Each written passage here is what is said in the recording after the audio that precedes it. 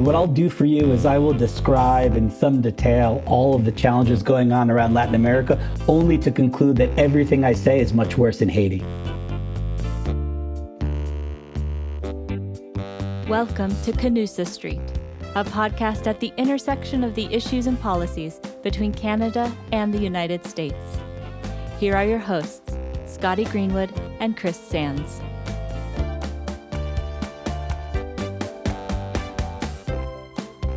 Welcome back to Canusa Street, everybody. I'm Scotty Greenwood with the Canadian American Business Council, and I'm joined by the coolest podcast host ever.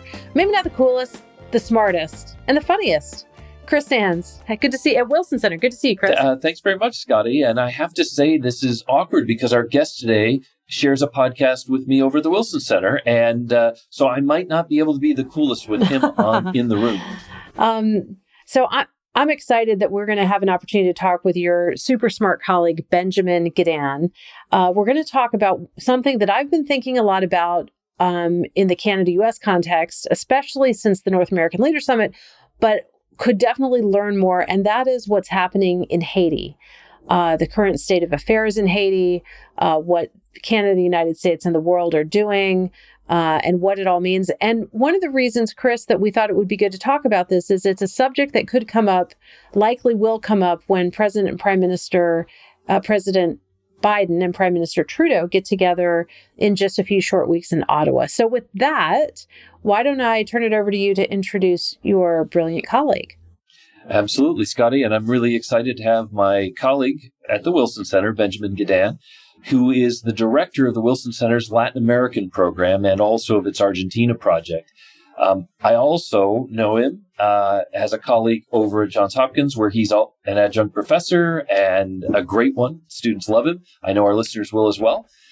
He's the former South America director at the National Security Council of the White House and was responsible for Honduras and Argentina at different times in the U.S. Department of State, and also covered Central America and the Caribbean as an international economist at the U.S. Department of Treasury. So really knows the hemisphere extremely well. He's had a tremendous background writing opinion pieces for the Wall Street Journal, Washington Post, Miami Herald, foreign policy, and he's all over the media talking about one end of the hemisphere to the other. But most importantly, he has a real passion on Haiti, and we've been talking back and forth about how we could do some more work on Haiti. It's one of those problems that really we could use more deep thinking on. So, Benjamin, welcome. Thank you very much. Pleasure to be with the coolest podcaster around. Oh, and I should say the podcast that Benjamin and I do is called America's 360, and we do talk about hemispheric affairs over here at Wilson. And so I'm only the second coolest. At least second coolest Wilson podcaster, because of course, Scotty, you're the coolest of them all. Yeah. Let's go with that. So, Benjamin, I wonder if you could start by, as an expert in the neighborhood, Canusa Street, we typically focus on the Canada-U.S. relationship, but often in Canada-United States, we are confronted with global challenges and challenges in the neighborhood. Haiti really springs to mind. And for people that don't specialize in these issues, maybe you could let us know what's the state of affairs of Haiti currently. Today, it's March 2023. What's going on there right now? It's long been a deeply troubled part of this hemisphere. Suffering from underdevelopment, natural disasters.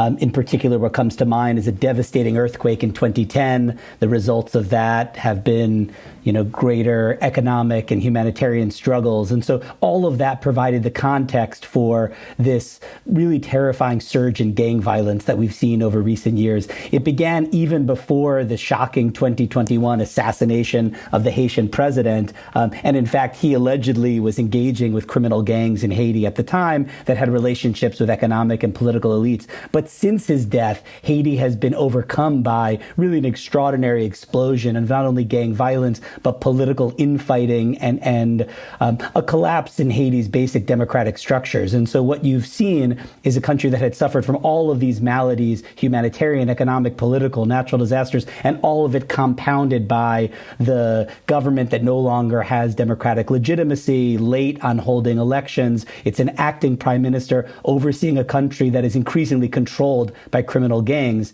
And those gangs themselves have exacerbated issues like a cholera outbreak. They have exacerbated humanitarian challenges because of their control of critical infrastructure, such as roads and ports, and the importation of necessary energy materials. And so you now have a country that already was the least developed in the Western Hemisphere, and now, is teetering on a failed state, teetering on an authoritarian system, teetering on a potential migration and refugee crisis, teetering on a political crisis that seems impossible to resolve. And that brings us to a conversation about what can be done about it, and why is this an issue that rises to the level of U.S.-Canada relations.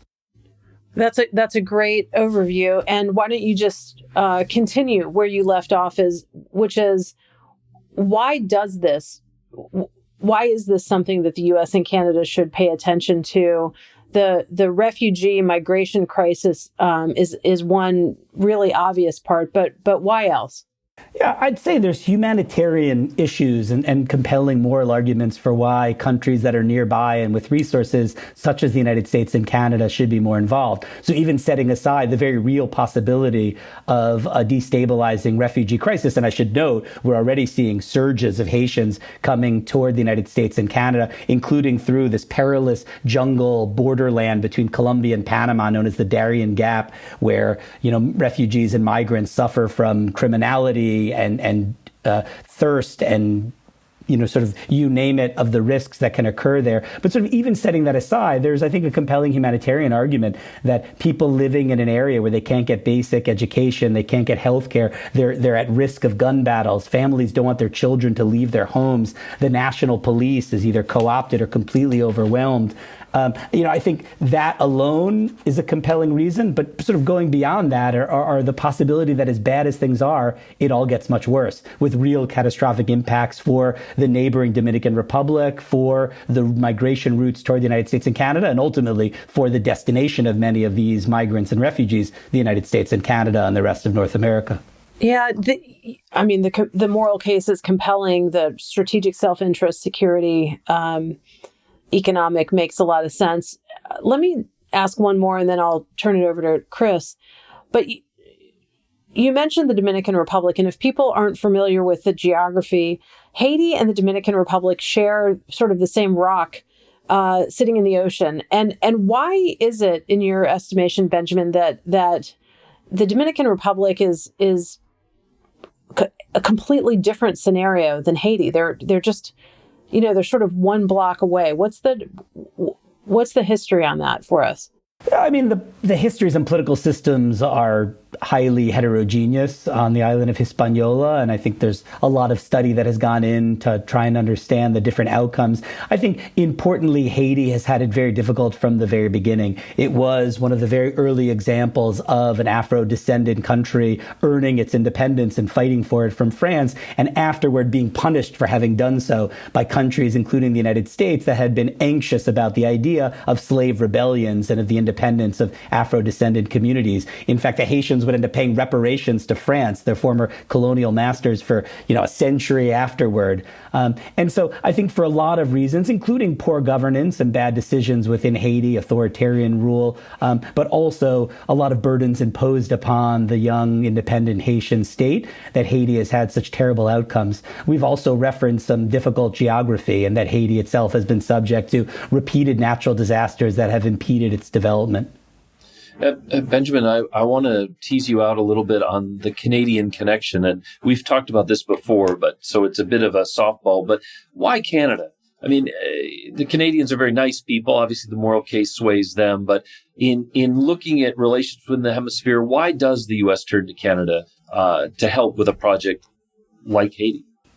Yeah, I mean, maybe, Chris, it's useful to step back and say, why is Canada, a go-to partner on a lot of issues in the Western Hemisphere for the United States? I mean, I would start with the idea of shared values, which I think, your listeners know well, but it shouldn't be taken for granted that Canada and the United States see themselves as countries supporting a democratic order worldwide, as defenders of human rights, as interested and deeply invested in sustainable economic development and addressing humanitarian needs. So I think there's a lot in common that makes Canada and the United States good partners. There's also risks in common. We've talked about the risk of uncontrolled migration from Haiti. Now, the United States would be most directly impacted by that, but eventually migrants and refugees do often make their way to Canada, or Canada feels compelled to address the needs of big migrant communities and then bears some of the logistical burdens of that. So there's some shared interests, there's lots of shared values, but there's more than that. Chris, as you probably know, I'm getting at, which is the very difficult legacy of the United States in lots of parts of the Western Hemisphere. And so Canada comes in with more of a clean slate. It comes in with similar goals, similar values, similar national security interests, but without the heavy burden of history. The United States has been part of some failed interventions and even a military occupation of Haiti that makes it more sensitive when the United States engages in the region, particularly engaging in the kind of ways Haiti needs right now. And we haven't really gotten to the nuts and bolts of what's needed in Haiti, but it's an armed intervention. I mean, I think we have to be blunt about what Haiti needs right now to stabilize itself. And so the United States, a former, seen as an imperial power that has intervened in the Americas so many times, sometimes for good, often for less noble purposes, carries a lot of baggage that Canada does not carry. And so Canada has resources, capabilities, sophistication, and doesn't necessarily face the possibility of blowback and social unrest that the United States would if it led that effort. But Chris, can I just jump in on this and ask both of you, actually? I'd like to ask Benjamin and you. It seems to me, and I'm in the cheap seats a little bit on this one, that Canada has been relatively reluctant to take on global leadership for Haiti. The U.S. for many, many years has thought it would make sense for Canada to shoulder the burden on this one. And the U.S. has a lot going on in the world. Canada, a francophone country. The previous governor general of Canada was of Haitian descent. There are all of these connections, the historic connections that you mentioned with France. Let me ask you both: am I right that Canada is reluctant in taking this on, or is that true? And could that change now with President Biden's upcoming trip, and given the dire circumstance of the people who live in Haiti, how just awful it has become there? Benjamin, I'll start and then let you fill in the part. So first of all, I think there is, a healthy caution on Canada's part because they know this is not a light assignment. In the last couple of years, Canada sent peacekeeping contribution under UN auspices to Mali, and it ended up being a relatively small number of people, light footprint, short term. This is a big job. And if you look at the number of interventions and challenges the outside world has the attempts we've made to try to stabilize the situation with ultimately no permanently good result, I think Canada is wary of taking this on by itself, and that's why there's been a dialogue at the UN. They've been looking for partners. I don't think they're afraid to lead, but I think they see this as, and rightfully so, a really difficult assignment, and they're approaching it that way. But Benjamin, how is it viewed in the rest of the hemisphere? Are they as caution or as reluctance? No, I mean, I think everyone is reluctant to get involved. I mean, I think we have to acknowledge that. The CARICOM grouping of Caribbean governments recently took up this issue and determined they were not going to get involved militarily. There had been some inklings that maybe the Jamaicans would play that role, but ultimately I think they decided, at least for now, to try to support the national police in Haiti instead of sending a foreign force. I think the United States, for reasons I've described, is very reluctant. Also, I think there's a perception there wouldn't be a lot of support within the United States for an armed intervention in Haiti, even if welcomed by the acting prime minister. The UN would be the natural organization to do so, but it has a terrible record of, apparently introducing cholera, of sexual abuses there during the time of the last UN mission. So there's really not a lot of countries or any willing to raise their hand or to do so enthusiastically, which is, again, why the United States keeps turning to Canada to see if it would be willing to play this role. But I should note it isn't out of just desperation. I mean, Canada serves in this core group of international actors that have been engaged in trying to find political solutions in Haiti. So Canada does have expertise. And I think it has shown some at least diplomatic courage in recent years. When trying to address the Venezuela crisis, for example, for a period in Latin America, there was this so-called Lima group of countries promoting democratization. The United States was a big supporter, but not a member. And Canada not only was a member, but would host foreign minister gatherings in Canada to try to promote political dialogue. There have been efforts to get Canada more involved involved in Cuba, for example, given the relationship it has maintained. So I think there's a lot of logic to the fact that the United States keeps turning to Canada, hoping that it will take the lead. But at the same time, I think an understanding of the reluctance that Chris described. So, Benjamin, given the scenario that you just outlined with corruption and criminality and humanitarian crisis, and I think it's something like 11 million people that live in Haiti, right? If you could give a step-by-step, here's what needs to happen first. Here's, what would it look like? Because the earthquake that you mentioned, which focused a lot of us on Haiti for the first time in recent years, it was hard to get aid into the country because, there was no place to land planes and there was no place to dock ships. So, even earthquake assist, and President Obama, asked two of his predecessors to be involved in figuring that out. Oprah Winfrey got involved in figuring that out. That was a big effort. And it's just deteriorated dramatically since then. So what are the first 2 or 3 or 4 steps if one wanted to, kind of begin to address the situation? What would you do? I think you need to acknowledge going in that the core problems in Haiti are kind of a generational project to address. And so at some point, Haiti ideally would be stabilized enough to address the kinds of infrastructure challenges that you've mentioned, healthcare and education challenges, a need for, economic drivers of economic recovery. I think those are, as I said, kind of a much bigger project that the international community at some point will have to take on. Historically and very unfortunately, I think the approach has been to keep Haiti at kind of a low boil where it's just stable enough that there's no migration crisis, but no one is really addressing the kind of core root causes of its underdevelopment. We recently did an interview about Haiti with a former Haitian ambassador to the United States, Raymond Joseph, who said you really need a Marshall Plan-like project there. Again, that's not the short-term issue that we're dealing with. What we're dealing with in the short term is the need for there to be fewer homicides, fewer kidnappings, less cholera. You need some kind of political dialogue to have a government of national unity and then enough stability to hold an election so that you have elected representatives who have some legitimacy, so that you don't have this acting prime minister who's really questioned by many in the opposition, not just on policy questions, but on basic democratic credentials. You have this Montana group that has a really difficult time accepting that any kind of transition or U.S. government role or Canadian intervention could even occur under the auspices of a figure with a very thin kind of hold of credibility. And so I guess what I would answer your question is to say what's needed right now is probably the most difficult assignment for the international community. It's to pacify a country that's utterly lawless at the moment. Wow, that's I'm going to take a deep breath on that. And actually, we'll take a break. And when we come back, what I'd like to do is have you take the opportunity to have an expert like you put the Haiti crisis in context of what else is happening in our hemisphere. So we'll be back in a moment. Are you red, white, and blue, or just red and white? Beaver or bald eagle? Ryan Reynolds or J-Lo? Canusa Street, a masterclass in cross-border relations.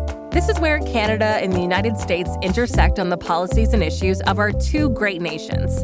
But you know that already. That's why you're here. The question is, if you want more of this bilateral bonanza delivered directly to your inbox, and you know you do, how about signing up for Scotty Greenwood's weekly email updates on Canada-US relations? Head to cabc.co to sign up today. And now back to Canusa Street. Welcome back to Canusa Street, everyone. We're here with my Wilson Center colleague, Benjamin Gedan, who directs our Latin American program, and we're talking about Haiti. And when we broke, for just that last break, Scotty had asked a question about the kind of things that need to be done to put Haiti, at least in some sort of better position to take care of itself. Benjamin, I wonder if you could talk a little bit about how the Haitian diaspora interacts with Haitians on the ground. I mean, we know there are many in Montreal. There's a community there. There's a community in Florida. But how is the diaspora connected, and how does it contribute positively, negatively to what's happening on the ground in the country itself?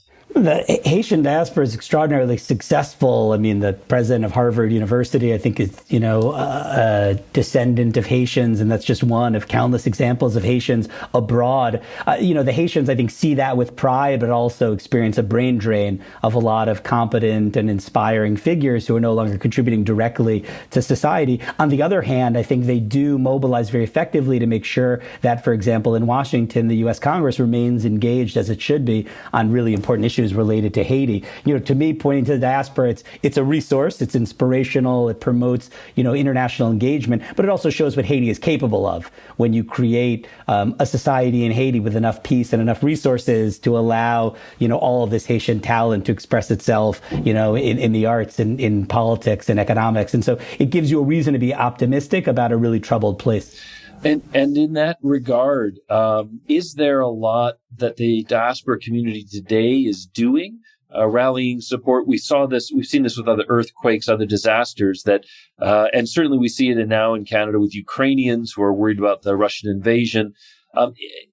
Is there an organization, a structure that brings Haitians to the fore, or is this something where their number one push, as you say, is inspirational, and in trying to convince their host governments or their new governments, if they've taken citizenship, to get involved more broadly? Yeah, I think there's lots of organizations that are helping on the humanitarian side, but the kind of assignments that we're talking about that the U.S. is shopping around and continues to turn toward Canada are not the kinds of things that NGOs can be involved in, no matter how well organized or well financed or savvy. We're talking about a security intervention. We're talking about trying to pacify a country that is increasingly controlled by violent gangs, well armed, and often with greater capacity than the police, and large portions of the country that are lawless. This is just not something that we can ask of the Haitian diaspora. We could certainly ask that members of the diaspora not make things worse. Unfortunately, the United States has found that there were individuals from Haiti and from other countries in the region involved allegedly in the 2001 assassination of the Haitian president, and several are now detained in the United States and will be charged, if they haven't already been, in involvement. So certainly we could ask that no one use North America to be further destabilizing Haiti. But no, I think, the truth of the matter is these are things that states need to do, and they're beginning to act. Canada has been sanctioning Haitian elites, political and economic, as has the United States. The UN has set up a framework to do it in a multilateral fashion, but it's taking some time to identify who are the major figures in the gangs and who are supporting them. But Canada and the United States have been up front. I say that as an example of the kind of actions that only governments can take. That makes a lot of sense. And then maybe one sort of last question in that strap, and I want to go back to Scotty, but if you, having been around the National Security Council table at the White House, how do governments look at these kind of things? The U.S. is simultaneously dealing with global crises, everything from the earthquake in Turkey to Russia to China. It's often said that middle powers can kind of pick up some of that slack when the big powers are sort of going toe to toe. Is that a realistic assumption, or is that more the sort of academic looking from the outside and sort of wishing that middle powers would take this role? Or is this something that ultimately, inside the White House, it's thought of, okay, this is what the U.S. can do, and we can maybe assign some tasks to others, but we're going to have to bear the burden ourselves if we want the region to be safe? Yeah, I'd say two things, Chris. I think the United States is hoping for middle powers to play a bigger role, not only because it would free up the United States to tackle other issues globally, but because, as I alluded to earlier, in this case, I think Canada would be more effective than the United States in taking on this task. And I know sometimes Canadians don't believe that, or they think this is just flattery from south of the border. But the reality is, I think there are assignments in Latin America that Canada is uniquely capable of taking on and succeeding. And again, it's because of the history that the United States has in the region, and it's because of the capability of the Canadians at times working in the Organization of American States, at the UN General Assembly, deploying in places like Haiti, where they would be less likely to provoke a social and political backlash, where it would seem less like an imperial intervention and more like welcome assistance from a wealthier, more developed country. The other thing I would say, though, Chris, is that I do think the United States should also be a driver of the response here. The United States does have commitments around the world. It is pouring incredible resources into Ukraine, for example, in the conflict with Russia. But unless the United States has a peaceful near abroad, unless there are relatively relatively prosperous, relatively stable, democratic countries in the Caribbean, in Central America, and Mexico, and South America. The United States really can't play the global role it wants to play. And that's the reality, that the United States, if distracted by risks to national security in the Americas, it will never have the resources and attention to take on responsibilities globally. And so it's of critical interest to the United States that places like Haiti are stable. And that I just have a hot pursuit question on that. Because I know a lot of our Canadian listeners are like, oh boy, the Americans want us to take on a tough job again. Do we, as in the foreign policy community in the U.S., do we reward that? Canada takes this on. It's going to be expensive. It's not going to be easy. Does that buy Canada a little bit of, attention or sort of brownie points that can be used when Canada's got something it really needs U.S. attention on? Is there a give and take, or is this really a one-way street? Because I know a lot of Canadians would say, well, Haiti's maybe not worth it, but the U.S. relationship, maybe that makes it worth it for us to take this on. Absolutely. I mean, I think if the United States is practicing diplomacy with any skill whatsoever, it will absolutely be rewarding countries like Canada when they step up in situations like this. It's not a get out of jail free card, right? For every trade dispute and any disagreement, softwood lumber, you name it, it's not going to resolve those questions, and you won't have that kind of trade. But I do think it shows the value of these kind of partnerships, and it generates enormous goodwill. And I very much hope and anticipate that kind of goodwill generates good outcomes and support. And I do think, if we're talking, Scotty was mentioning kind of longer term efforts to stabilize Haiti, the United States would no doubt step up, as it did after the 2010 earthquake, with the kind of financial resources to enable a Marshall Plan-like response or something, not quite at that scale. But if Canada stepped up into an assignment like this and took on the political risks, the reputational risks, the logistical challenges, I absolutely think it should be and would be rewarded in its relationship with the United States.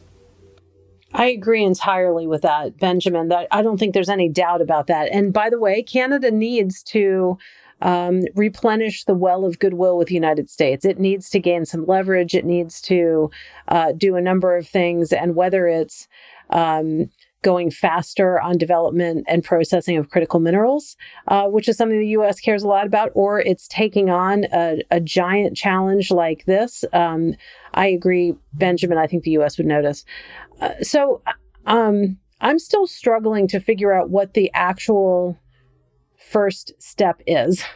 But I'm going to set that aside for a second. I want you to, if you would, as we come to the final period here of this podcast, can you put into context what's happening in Haiti? Because there are, our hemisphere has several countries that have big challenges. Peru comes to mind. I mean, Venezuela, there are a lot. So can you just give us a kind of a walkabout the hemisphere and let us know from your perspective how things are going and where Haiti falls, the tremendous crisis in Haiti, the failed state that it is, the situation people are living in, and crime and disease and famine and all of that.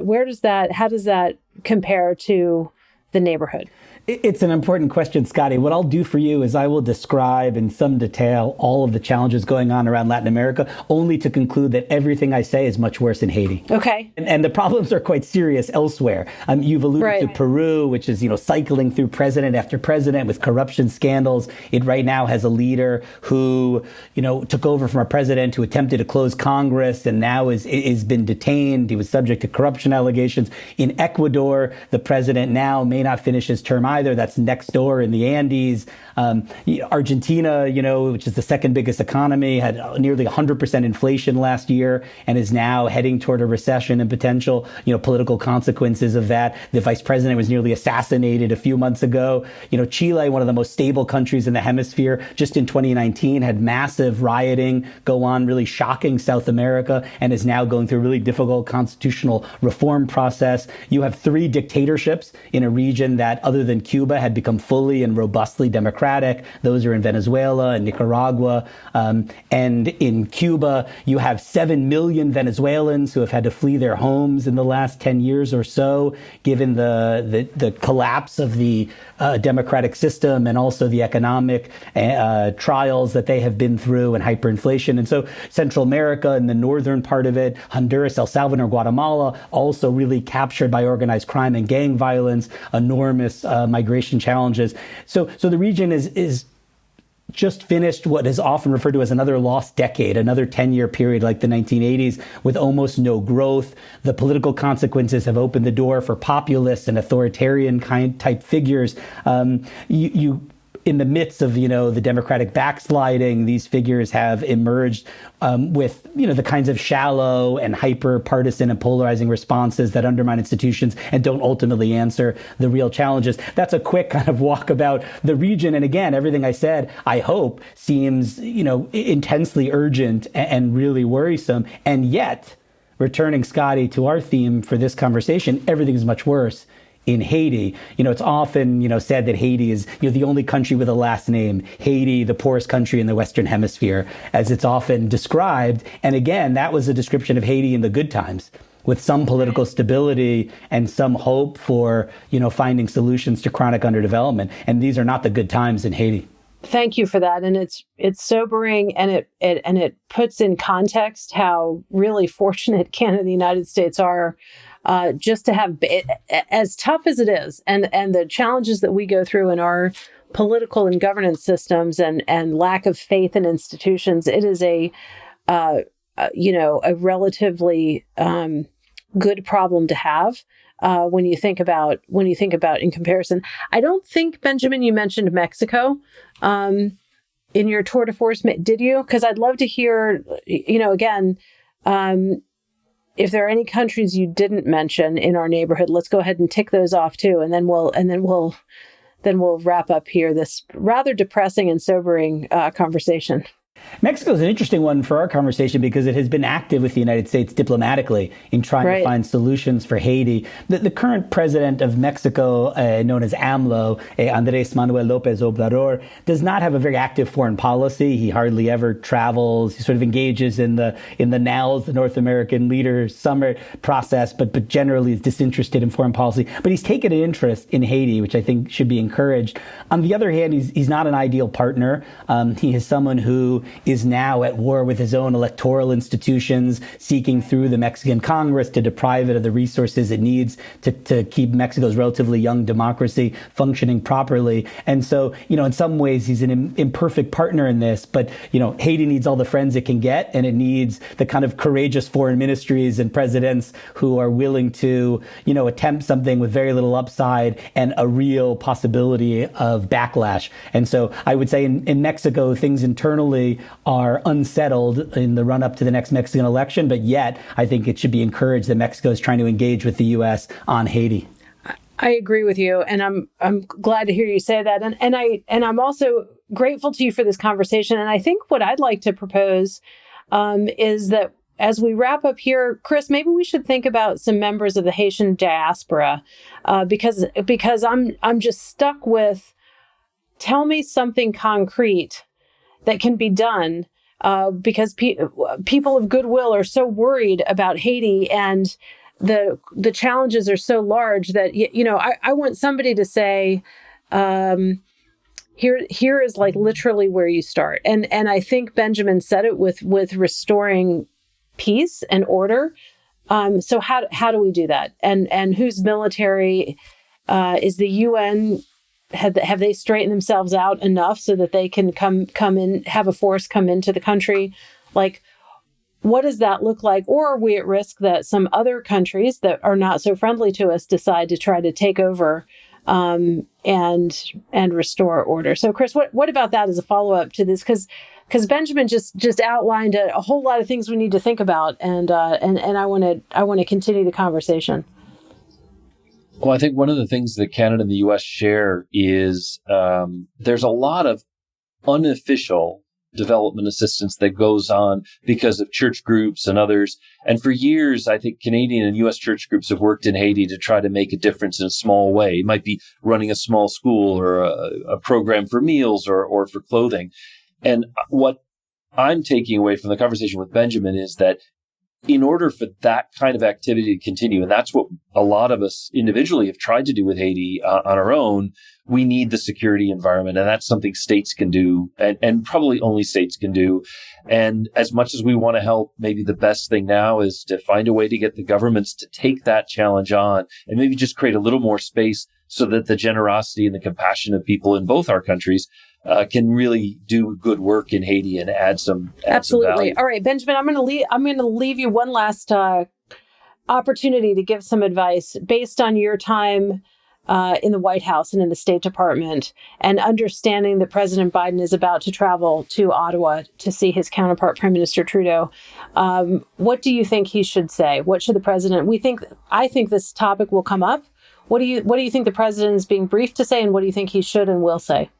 Yeah, I think he should address right up front what's in it for Canada. I think understanding the domestic politics would be challenging in Canada as they would be in the United States for making an open-ended commitment to get involved on the security side of the Haitian crisis. I think the United States should be very forthright about what it would mean for Canada, United States, where the United States would be backing Canada materially and diplomatically in doing so, and recognizing that this would have to be sold to the Canadian people just as the United States would have to convince the American people that this is the right thing to do. And I also think it would be nice to recognize that this would be part of a broader engagement with Canada on Latin America issues. And I do think it's worth reminding Canada over and over again that this is an important role for Canada to play, and that Canada has had a really big impact in the North America project and could have a really positive impact beyond North America throughout the rest of Latin America and the Caribbean, and that there's reason to do so. I mean, you on this show have talked a lot about the friend-shoring notion, the reordering of global supply chains, the reconsideration of how countries interact, and how values-based alliances are increasingly critical. And I think that provides this incredible platform and justification for U.S.-Canada collaboration throughout the Western Hemisphere, modeled after the North America project, but moving further south. And this is certainly a good opportunity to showcase that and to really make sure that partnership works. Well, thank you. Very well said. Thank you very much for joining us. It's been enlightening, sobering, as I said, and but we're very grateful to you, and we'll continue talking about Haiti. That's for sure. I would just say, Scotty, that one other piece where Canada can be helpful is also on the diplomacy. I mean, one of the reasons countries like Canada are reluctant to go in is that there's just no consensus in the Haitian political system right now for the sequencing of international support. Can you do it under the acting prime minister? Must there be a political transition first, or at least some announced agreement, some new coalition government? One thing that the United States and Canada could discuss right now is how to leverage the opportunity for an international force, but make sure that it happens in exchange for some real commitments within the Haitian political system to forge consensus. Otherwise, no political intervention, no security intervention will succeed. And so that I think would be another topic, is dangling the possibility of real security assistance, but requiring first that the Haitian political system, function. Yeah, such as it is. I mean, it occurs to me that any security force that comes in is going to have to come in with real security capability, but also clean water, medicine, and food. So it's a very complex mission for sure. All right. Well, with that, thanks again, Benjamin. Really great to have you. Really appreciate your expertise, and we'll keep going. Likewise. Thanks for the invitation, Scotty and Christopher.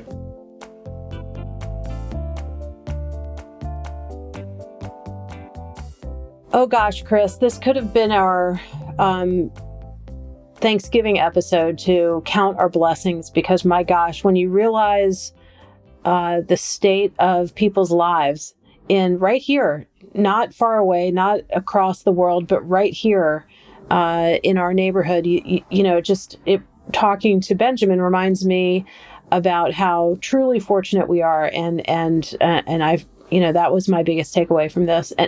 And we got to keep talking about it, though, because until we figure out a game plan to fix it and keep talking about it, I'm gonna worry about this. I think there's nothing like third country crises to remind Americans and Canadians about how much we do share our values. Sometimes it gets lost in the bilateral, because as we compare with each other's systems, we might think, well, Canadians are very distinctive from Americans. Put us in front of a crisis like the one we have in Haiti, or like the earthquake in Turkey, and I think you see Canadians and Americans instinctively having very similar compassion, concern, priorities. And I think that's very strengthening for the relationship. This is a tough assignment. I'm not sure if Canada gets heavily involved. There's no guarantee that it's going to go well, but sometimes the effort is the key, and working together is the key, and reinforcing the fact that we have those shared values. I think it strengthens the Canada-U.S. relationship when these issues come up. Well, and we have to raise awareness of what's going on, because if there is going to be a Marshall Plan, whatever the new one is, who is Marshall today? And who's giving that assignment? And so that's why it's important to talk about it. And I'm glad that we have this opportunity. I'm glad that the president is traveling to Canada because this is a time when you have bilateral meetings. You don't just talk about the bilateral relationship, although they will. You talk about the world, you talk about the neighborhood, and you figure out how you can cooperate. So, that's a good thing too. That we have this meeting coming up. Absolutely. I think it'll be the next step, and I'll look for that in the press announcements, maybe some sense that there's some progress. It may mean that we have to convene some leaders from Haiti today in a place like Montreal or Quebec City so they can get away from the violence, but think about how they can rebuild their country, or at least the political consensus that allows them to start rebuilding. Yep, sounds good. Well, I'm grateful to you and to the Wilson Center, to Zavi Delgado, who is our wrangler and excellent producer, and of course Aaron Jones, who always manages to knit this stuff together and make it sound good by the time it airs. So thanks to everybody on our team, and as always, Chris, thanks to you. Well, thanks to you, Scotty. Now, I sometimes at the Wilson Center am considered the luckiest man here because I get to work with you. But now I doubt that. I feel like the luckiest man because you see my great colleagues. Yeah. I'm really lucky to have some great ones at the Wilson Center, and but you're one of the stars in my firmament. So I am always guided by your glow. It's a crowded galaxy, and I'm pleased to be part of it. Anyway, see you next time on Canusa Street, my friend. All right, thanks very much. This podcast is brought to you by the Canadian American Business Council and the Wilson Center. If you like this episode, help others find our show and give us a rating on Apple Podcasts or Spotify.